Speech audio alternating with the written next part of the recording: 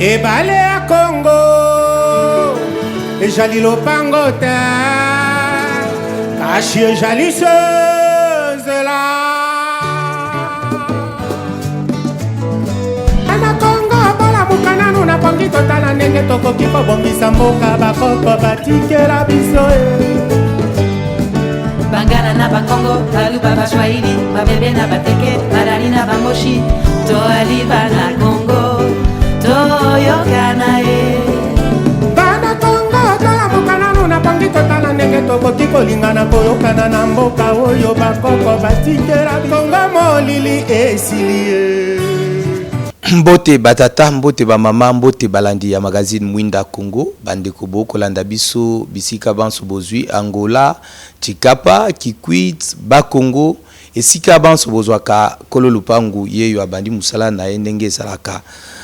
Mboka ekomi mbutu eleki, mboko ya Congo o tolobela chaque jour.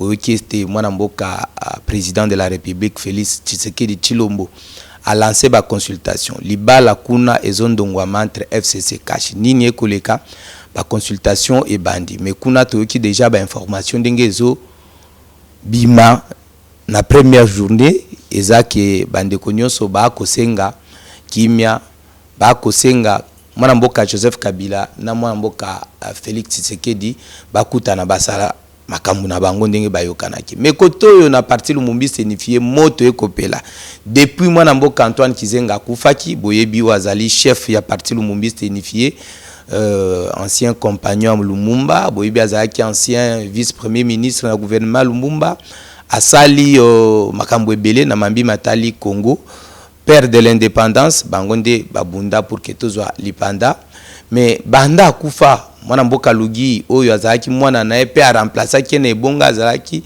akufaki nungu balobi palwe panzani.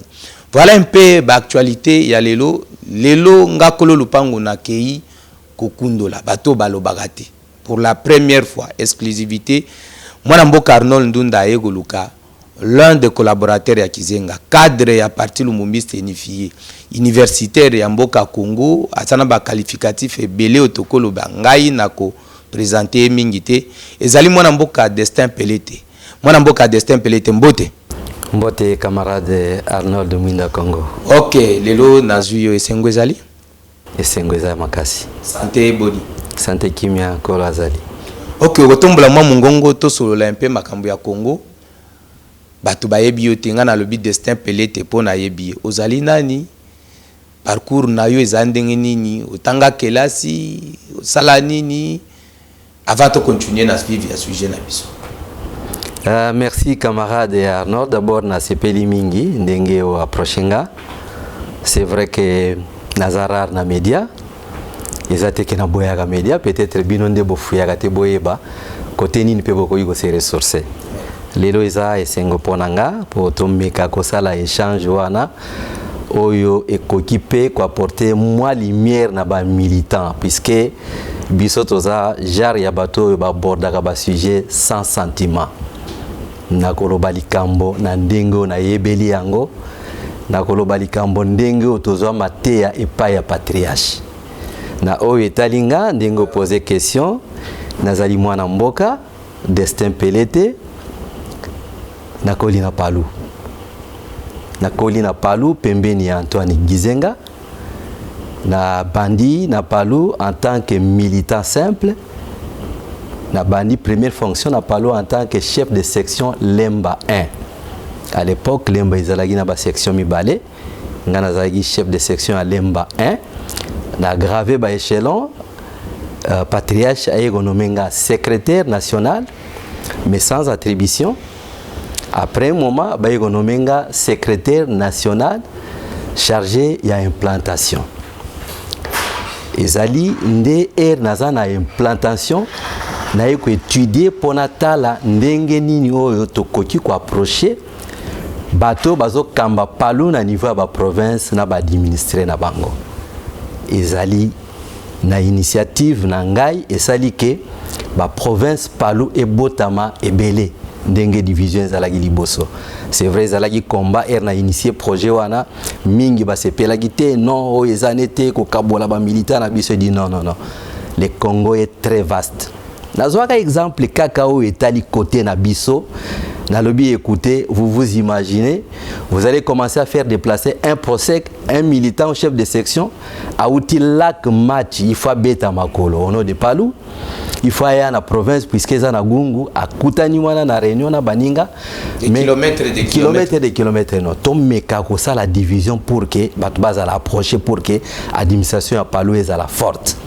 Chef ACP la gina likamboana yango monike ba province ya Palu botama na ndenge botami ezali période nga nazo kamba secrétariat à l'implantation nazali pe oyo asali ke to municipal e mona na yeba na pe mokili mobimba et ponanga eza fierté.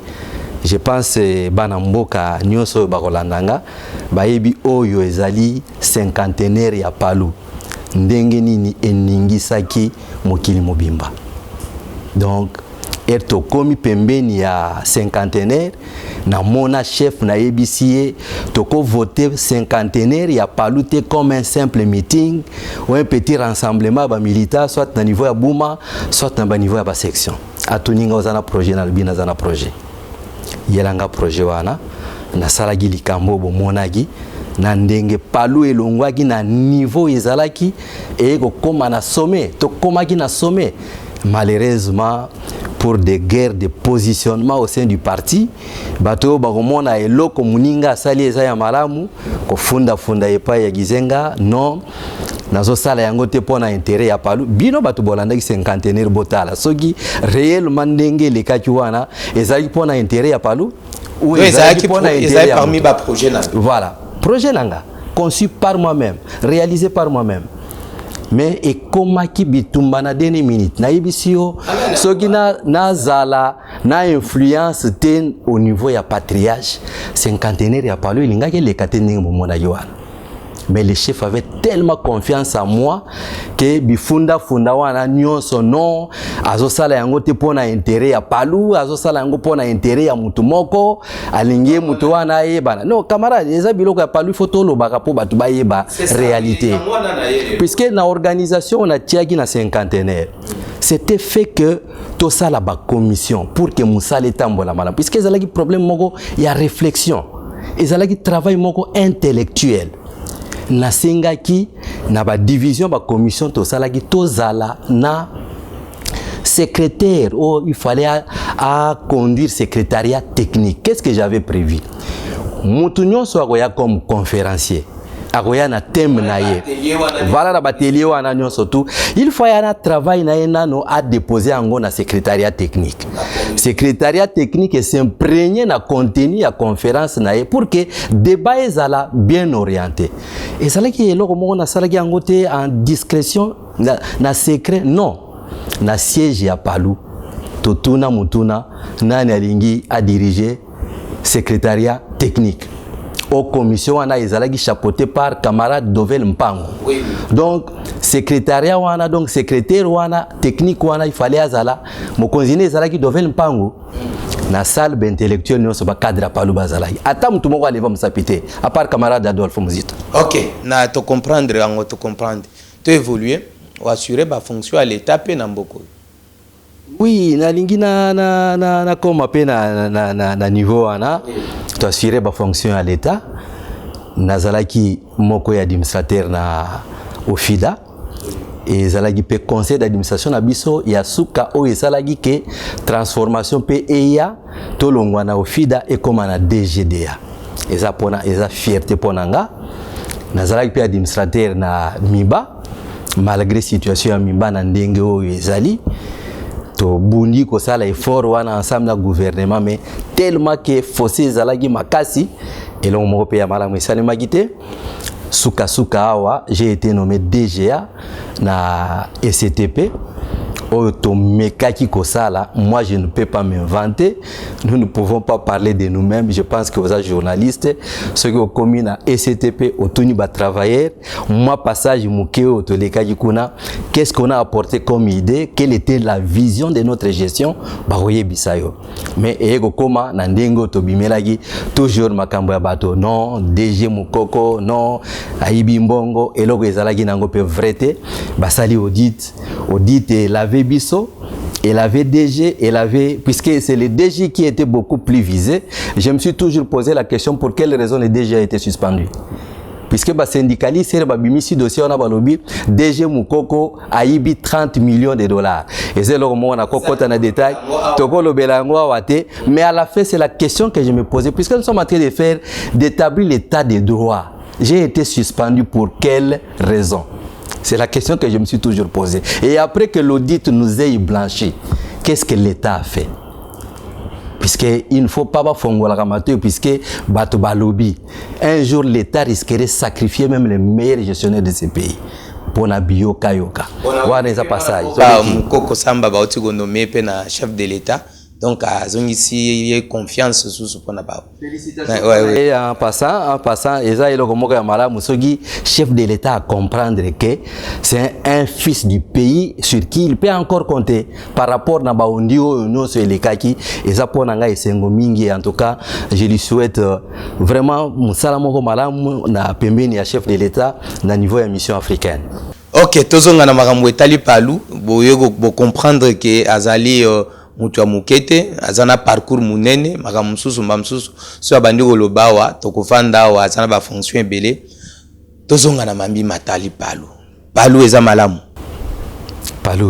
te tokoma sheba mote palu eza malamu te pona nga motema eza pasi palu eza malamu te mwana mboka Destin Pelete Kizenga kufi atiki parti lugia yego succéder na ba condition yo yebi oza cadre ya palu lugia go kufa basani epanzani na palu tokoki koyeba nini ezokende te na palu. Non na komeka ko expliquer bino, moi j'ai fait l'analyse de manière honnête puisque les loyo batwazo s'embrouiller il faut toyeba crise tozana ngona palu uti wapi mwana mboka crise wane bandakala c'est un problème de positionnement dans la tricherie. Et ça, na groupe ya bato yo bien ba individu moko yo depuis longtemps du vivant de Gizenga qui a envisagé que ça accaparait à tête ya parti. Donc makambo ze mona lelo bandaka. Crise wana e bandaka. Je m'étonne qu'aujourd'hui il y a de ses amis là, des camarades de renom au niveau du parti qui veulent accompagner cette tricherie là. Benga bandeko ya kan ya limité. Il faut bazongi sa makanisisi mabaye bato uti wapi. Crise wane bandaka. Il y a des gens qui ont fait des tricheries au niveau ya parti jusqu'à faire modifier ba document ya parti, notamment ba statut ya parti qui voyait déjà Gizenga mourir dans 2 mois, dans 3 mois. Crise e bandika là. Il faut bango erozo ba les gens awa eza mwinda Congo émission yo elinga teko lobela mutu na sima mu Congo okende mpe ba téléspectateurs ba banda ceux qui sont militants ya palu on azolo ba webi yango très bien. Il y a des gens qui ont modifié les tests du parti. À l'absence du chef du parti, c'est le secrétaire permanent qui devient secrétaire général qui gère le parti. Ça a été fait. Et qui voyait déjà Gizenga mourir dans quelques jours, qui se voyait peut-être le dernier permanent du vivant de Gizenga. La crise commence là. Et quand le chef s'est ressaisi, il a compris que il a pris des décisions en son temps. Les lois comme Gizenga Zate, ne parlons même pas de Ligi. Maintenant, il fallait précipiter les choses pour que le Congrès salema de manière là, oyo bozo mwana batu balingi basali sala makambo. Donc yo lingay congrès te na moni. Non.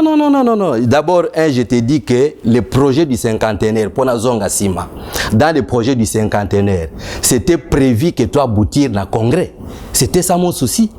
C'était prévu que toi aboutir dans le congrès, on voulait profiter des moyens qui étaient mis à la disposition du cinquantenaire pour tout finir dans le congrès. Ceux qui bambrouillent, le cinquantenaire, je pense que autozolo bao le congrès, l'inga isalma du vivant de Gizenga. Même batelu na comment na sukate. Comment il a soukate, camarade? Et comment il a soukate? Donc, il y a un zoloba.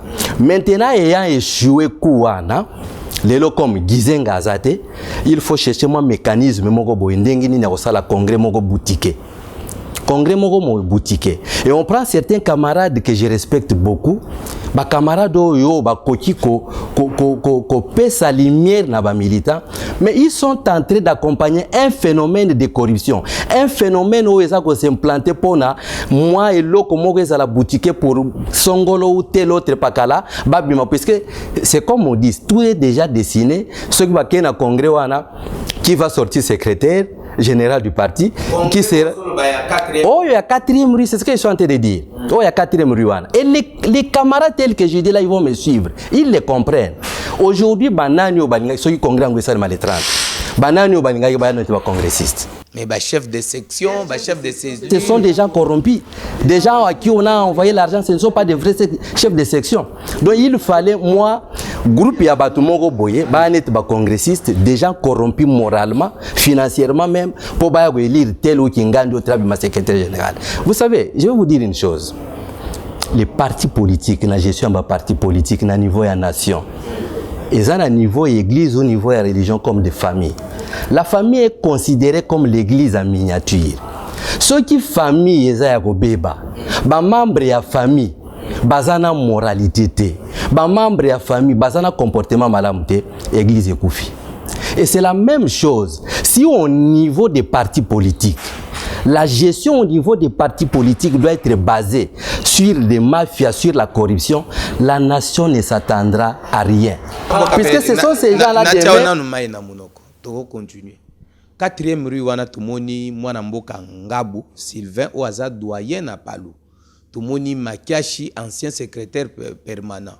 Tumoni nani Didier Mazenga namoni Madiko ba cadre munene ya Palu. Yo moni vraiment que bango bazo mikosa basala nani wana yonde oyebi makambo wana malamu. Omona ke kuna corruption ezali na mafia. Oui bien, ça permettez-moi que je vous dise des choses. Ce qui tolingi palo et que nous avons vraiment du respect au nom du patriarche Antoine Gizenga. Ce qu'ils sont en train de faire là, ils ne peuvent pas le faire. Pas quoi ça là yangote. Gizenga tikabisoab. Gizenga n'a pas laissé des documents. Moi qui te parle, j'ai l'expérience administrative. Quand il y a des nominations, les lots, on a qui nommé DGA, Nakatia SCTP, avec mon chef qui était DG Mokoko. Il y avait un PCA, il y avait des administrateurs, tout ça. Ce qui les lots, Mokoko s'est déplacé. Ou va nommer la fonction Moussous. Ça va demander vraiment que les conseils d'administration se réunissent pour dire qui doit remplacer Mokoko ou qui doit faire les fonctions du DG. Mais par nomination, on sait qu'à l'absence du DG, c'est le DGA qui fait l'intérim. Donc, Gizenga ne nous a pas laissé dans l'embruglio. Gizenga a tiki bisoté na poto. À ça, la nomination, ils arrivent pour parti bandakala comme doyen pour na yebiye. Si les loyaux, azo comprendre makambwana te yonde ozo comprendre. Le monde est comme un monde basé sur une moralité et intérêt que vous avez. C'est ça le problème. C'est la question que toi et moi nous devons nous poser. Il n'y a pas qu'un Ngabou. Et ce que j'ai dit là, il n'y a ni Claude Matara, mon frère, qui peut me contredire, ni Madu qui peut me contredire, ni mon ami Michel Locola peut me contredire, ni le sénateur Kilouba peut me contredire, ni le professeur Jean-Claude Machine peut me contredire, ni tous ces cadres-là de Palou qui peuvent me contredire. Oh, Bazal et l'on a limité. Bazol Andanini. Et qu'est-ce qu'il vise? Congro Balingi Basala, finalité Nangwezanine.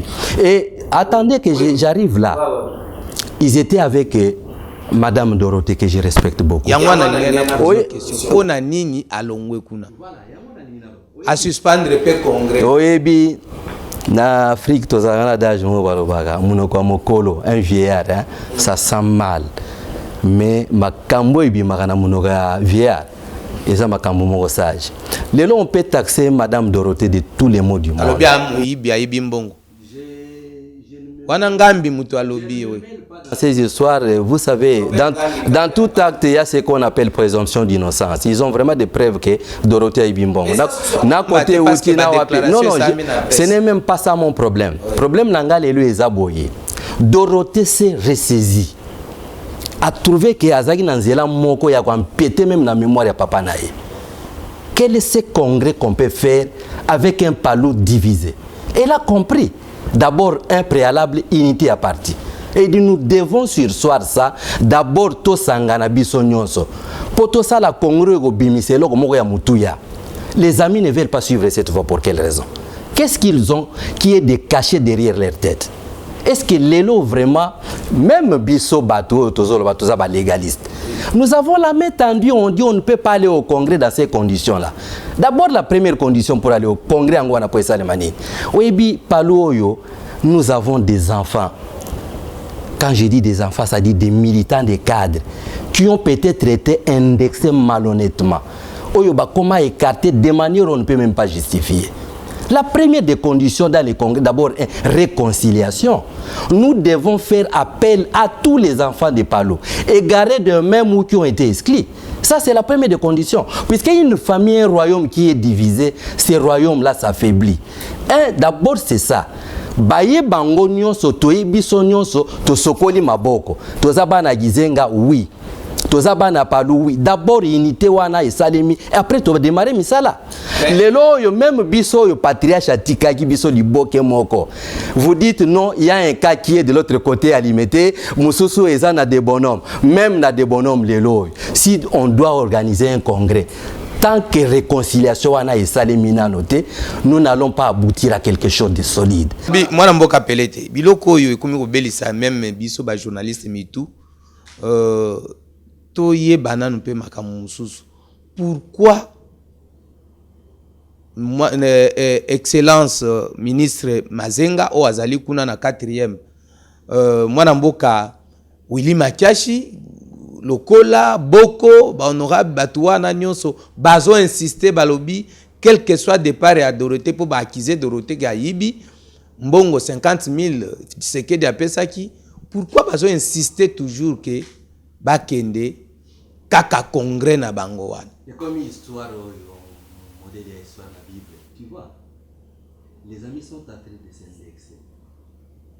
Oui, bi moi si moko aboti mwana na kati ya maternité. Maman moko ya bota kana été stérile muninga distrait aya yibi bébé ya muninga. Bakei bosu ya roi Salomon. Oyo mwana nanga no, oyo mwana nanga no, mwana nanga mtaboti. Avec la sagesse du roi, il dit, je vais prendre la machette, na kata mwana katikati. Yozo a parti, oyazo a parti. Oui, maman mwana, oya bota mwana, comportement des aïnés. Bopé ça y est, pour azar ne fils qui vivant na mwana haye. Maman bota mwana naye, abota mwana te. Idée les aïnés. Kata ye kaka comme ça, toka bolanda mundam. Le roi finit par comprendre qui était la vraie maman de cet enfant-là. Comme tous vivre na Palu yangoana. Quand ceux qui aiment les Palus disent d'abord unité. Bamsous balobi non. On n'a même pas besoin d'unité. Kaka kama krupiskilo ya biso tokutani na 4e rue, biso tolobi kaka congrès. Puisque nous avons des calculs derrière nos têtes, puisque nous avons des idées cachées, kaka congrès. Je pense qu'aux militants de trancher et de comprendre. Piste des solutions na minute piste des solutions ezanini. Parce que on peut tout critiquer maintenant Kizenga ne plus Lugi Azate ba cadre bino batubotika lina charge et loko Lumbumba salaki et loko Kizenga salaki piste de solutions ezalini ni na likambo yo parce que baninga na balobi les 11 bango coûte que coûte bazo ça congrès. D'abord je vais vous dire une chose. Si réellement les morts existent, si l'esprit des morts entre encore sur les vivants, il n'y aura rien les 11. Gizenga, dans sa tombe là où il est, il ne permettra jamais un truc pareil. Ça, je te l'ai dit. Il n'y aura rien les 11. Mais piste de solution, les Anindengo se posent des questions. Moi, j'ai mal de voir même des doyens qui peuvent conseiller. Aujourd'hui, ils ont marché dans Zelawan. Et je ne vais pas hésiter de citer le nom tel que Robert Makina. C'est les doyens des doyens. Il faut que ces gens-là se ressaisissent aujourd'hui. Dans ce groupe-là, il y a des gens qui connaissent l'histoire du parti. Maïe les lancés aussi, oui. Lui-même, les camarades Sylvain Ngabo, que ces gens-là se ressaisissent, qu'ils comprennent que pour honorer la mémoire de Gizenga, nous devons d'abord nous unir. Et c'est facile. Unité. Ce sont des gens qui ont des agendas cachés. Pour Bayebi qu'en étant ensemble, quand la vérité va éclater et qu'on doit aller au vrai congrès, jamais ils seront élus. Wana biso toza presse tozo ka déjà mwana mboka Makiashi, Willy Makiashi aza parmi ba candidat na congrès wana le bikut que kuti fa remplacer patriarche Antoine Chizenga. Un problème, c'est son droit. Tu peux aussi être candidat, ngape na koza la candidat et oyozo tanga kombo na koza la candidat maki na koza la candidat, tout le monde peut être candidat. Mais quel est le type de candidat oyo les congressistes vont voter pour que les PALU existent? C'est ça la question. Nous devons voir le profil qui doit réellement diriger, gérer les partis demain. Oui, oui, en français on dit, hein, ils ont un indicateur. Il y a comportement futur et amuto. Le meilleur indicateur, il y a comportement futur et amuto. Il y a comportement passé naïe. Il y a un lobby. À nous des militants de comprendre les lois. Bako pesa ngate les lois responsabilités na comme Palu Destin Pelete secrétaire général ya Palu. Si on voit que je ne remplis pas ces profils là, les Palu ce n'est pas n'importe quoi. Et ça patrimoine ya ba Congolais, c'est un patrimoine des Africains. Il ne faut pas jouer avec les Palu s'il vous plaît. Donc toko kende toyebi quel profil ya mutoyo biso toko gwelira zala secrétaire général ya Palu. Roté accueilli kuna alobi ke ya lingi pe unité. Démarche nini ya bandi déjà akozonga po matete ou bien démarche ngwa zo sala kaka okende kaka 4e rue esiko wapi mwana mboka Ngabu azali po na yebi ke ba négociation ba kendaki epa ya mwana mboka Janet Kabila ba eshuaki ekokai go sangisa batu wana nyonso te. Dorothée, en dehors, il y a responsabilité au camarade Félix à Pessaye en tant que coordonnatrice, il y a commission ad hoc, il y a congrès. Il y a une responsabilité, à moins qu'il y ait au niveau de la parti, de la hiérarchie de la parti. Voilà. Mais en tant que militante, il y a parti. Et de surcroît, enfant de Gizenga, qui a les soucis du Palu, aujourd'hui, elle peut chercher 3, 4, 5 sages, pourquoi pas à Palu, pour voir comment mettre une petite commission en place, par exemple, Total Anano, ndenge nini ya kosangisa, na ba tenoro ya limité, na oyo, par exemple, ya des bonhommes, pour nous mettre ensemble et voir comment baliser les chemins. Puisque souci Tozan Angoé que le Palu doit rester uni. Et quand il est uni, c'est un Palu qui sera fort. C'est un Palu qui peut avoir des ambitions d'aimer de diriger ce pays. Donc, ceux qui ont une initiative, unité, ce n'est pas en restant en Montfleury que l'unité wana Palu Gouzouama. Il faudrait moi des marches moko, yaguluka basage ya parti baza ebele. Est-ce que yo benga pe batuana bazana 4e rue biozala kaka attaché côté bakabululu baza baida baza bamatuku baza. Est-ce que benga bango pe mkomso bengi Makiashi obengi Mazenga obengi Boko obengi Kiluba obengi Makina ke nzela ozokende zabi. Est-ce que bobenga na quand même bozo lakisana bolingwa mboyo lobi wana Dieu m'est témoin oyo bakolanda yango parmi bakombo ozotanga wana bakoyebisa peut-être en tant qu'individu, en tant qu'un homme soucié de Palu, quelle démarche j'ai fait de moi-même pour approcher les uns comme les autres. Et ça bilo musuna olobelo ngo ateli boso télévision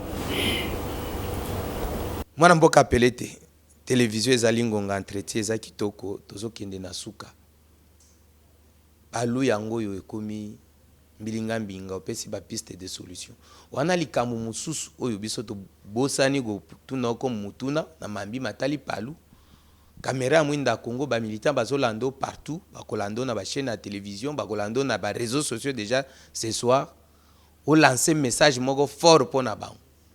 Bon, message on a encore lancé, c'est pour rappeler d'abord tous les cadres. Les cadres nyonso baza na 4e rue bazongisa nano mwa conscience na bango sima basala nano introspection comme on dit en français, qu'ils se posent la question pour qui ils sont en train de jouer, qu'ils se posent la question quel est l'aboutissement du chemin qu'ils ont pris. Je pense qu'il va se poser question est-ce qu'il n'y a pas un jongleur parmi nous qui est en train de nous mêler dans la farine pour que l'obito regrette? Je pense que la réponse et ils peuvent se ressaisir.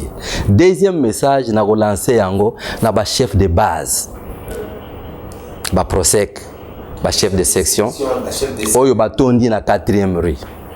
S'ils aiment réellement les patriarches, ceux qui balanda matéa ya patriarche, ceux qui bayebi idéologie à parti. Je ne sais pas si c'est pour des petits billets verts, comme on l'apprend, ça c'est entre guillemets, je ne sais pas. Je ne sais pas si c'est pour une corruption avec des promesses fabuleuses pour dire Bossala Boye, Toko Misabino Boye, qui sont en train d'aller se mettre dans Toko Yobenga et Tamoko avec de la boue. Va se ressaisir. Va cracher, va continuer de cracher dans tombe Gizenga. Qu'ils se ressaisissent où ils vont. Et ils sont en train de faire quoi? Et où ils ça la point objectif nini. Je pense que mon collègue va se réveiller. Ils comprendront le message de Santini Lagibiso. Tozalagi na moi kobunga ninge baloba na lingala. Mais pourquoi les gens baza s'apprendre na personnalité à Mayobo, surtout batu baza 4e rue balobi Mayobo, non, on peut accepter tout sauf Mayobo. Pourquoi? Bon, écoutez, vous savez, ngana yibisaka bato mingi, camarade Bayobo Holanda ngawa, je suis en train de dire, c'est pas pour les critiquer. Hein? Peut-être moi en tant qu'individu, ça je l'ai dit puisque je suis chrétien, moi en tant qu'individu, ce qui n'a pas la comportement ya bato, peut-être je peux même dire, même camarade Mayobo n'a pas payé mbotete. Et ça va me soutenir qu'on a peine à quoi le banako ça va mbotete. Mais c'est pour cette raison je peux dire que je vais cracher sur les tests que Gizenga nous a laissés. Il y a des choses qui sont arrivées. Les hommes commettent des erreurs dans la vie. Il y a eu des erreurs qui ont été commises au niveau du parti. Moi-même qui te parle ici, j'en étais victime plusieurs fois. Mais cela ne peut pas enlever mon cerveau et balola yango. Place ya raison ngana benga yango mabe, place ya mabenga na benga yango raison non. Mayobo en tant qu'individu, il a ses erreurs. Alimenter là qui n'ont pas commis des erreurs. Nde bazo mona ka ba erreur ya Mayobo na doko limbisango te. Ce n'est pas moi, ce n'est pas toi qui avait demandé Gizenga de mettre Mayobo en 2e position. C'est Gizenga de sa main. Et si nous devons respecter Gizenga, respectons les tests qu'il a laissés. Est-ce que les lois Mayobo a disposé ya koyamba bandeko wana nyonso po bamsusu bazobanga bazobenga nga mwinda Congo mais ndenge nini kuna soki na ye bamsusu bato bakobeta ngai na 4e rue bino ba journaliste bolobe est-ce que bino boza na côté de bonhomme boza prêt à koyamba bato wana na kimia ndenge boza ki libiso à bras ouverts. On leur dit toujours c'est la maison que le Père nous a laissée et cette porte est ouverte pour tout le monde. Mon côté, j'ai dit j'insiste. Mon côté, ezalaba cadre bazana na des bonhommes, ezalaba militant. Personne n'a le droit, je dis bien, personne n'a le droit d'empêcher un de nous qui est alimenté, le lot alingi à revenir na maison mère, appelez ça comme ça, à pékisser te kotia le colon. Personne n'a ces droits-là. Je vous dis, même pas lui-même Godefroy. Personne n'a les droits. Bon, tu survolé Mbangu. Mayobo pe Ngabu exclure Mayobo définitivement la partie. Moi, commentaire pour émission comme une souka sur décision Ngabu. C'est une aberration. Permettez-moi l'expression. C'est une aberration puisque c'est au moment où on crie à l'unité du parti. C'est le moment où Dorothée s'est ressaisie pour dire écoutez, il faut tous à la uni. To sangana pour que Palou et Bimiselo moko ya makasi après le congrès. Et c'est le moment où vous allez boutiquer pour dire je ne sais pas de quel droit on a exclu Mayobo définitif. Et puis le mot définitivement du parti. Non, même du vivant de Gizenga, il ne le ferait pas. na ba circonstance net oyo gizenga lobby nazo préparer congrès à parti abanda ko exclure bana naye. Or je te l'ai dit ici que pour que congrès salema objectif à liboso d'abord appelle à tous ces enfants là égarés, soit qui ont été exclus injustement ou justement, soit des mêmes qui étaient partis. On ouvre d'abord les brèches pour dire revenez. Bon revenir tous à l'ensemble tout de congrès et c'est le moment où Gizenga peut se permettre de prendre son bic pour signer l'exclusion des militants ou d'un cadre tel que Mayobo. Non, c'est de l'aberration, permettez-moi l'expression. Nabiso, émission magazine Mwinda Congo, Yangoyo, numéro Nabiso Ezali, où ya Monique, Mwanamboka, Destin Pelete, Abuki Lukuta, soit Talobi Makambo et ses peliciétés, Micro Nabiso et Tambola, Yago réagir, Bobenga Nabiso partout, Bogozala Tokoya. Merci na équipe technique Mobimba, Oezalaki, Ekambamaki, na Mwanamboka Fiston. Merci na Mike Kuna na machine à Kosimba Souri Kuna pour que image web makitoko. Merci na bino nyonso bolandi biso ngai kolo lupango la pesi bino mbote pe tokutani mikolo koya. Ciao. Lupango te kashi jaliseuse la ana Congo bola mukana nuna pongi totala ndenge tokoki kobongisa mboka bakoko batikela biso Bangala na Bakongo, Baluba Bashwaili, Babebe na Bateke, Barari na Bamoshi, To Aliba na Congo, To Yokana e. Bana Congo, Tola Mukana nuna pongi totala ndenge tokoki kolingana koyokana na mboka oyo bakoko batikela Congo molili esilie.